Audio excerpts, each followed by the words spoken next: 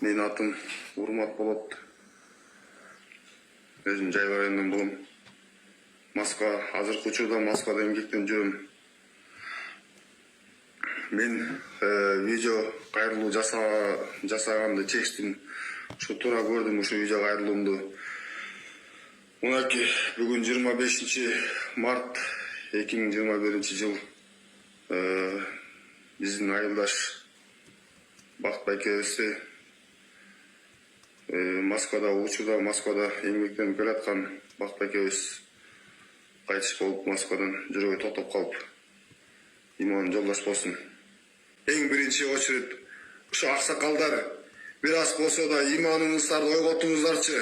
Сиздерден суранабыз. Бул жактан элдин баары эле Россияга жыргап иштегени келген жок, ойноп күлгөнү келген жок.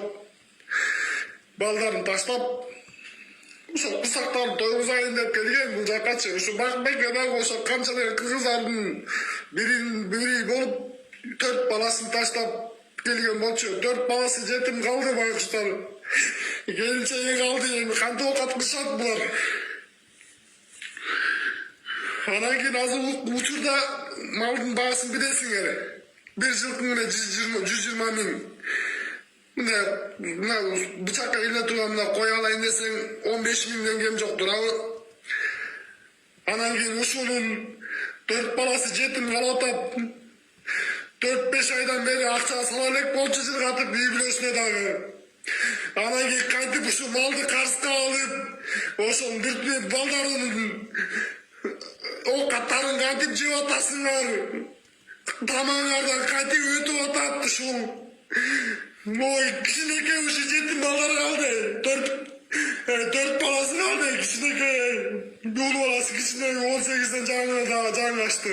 19 жашта. Калгандары школда окуйт, кичинекей. Ошол оозунан нанды тартып кантип жеп атасыңар? Уялсаңар боло. Качан токтотобуз ушуну? Мурда мен буну көп сезбечимин. Акыркы убакта могул карасаңыздар, башка областтарда, башка райондордо мындай нерсе токтогон. Чөйлө барып жаназасына катышып кеткилечи, суранам силерден.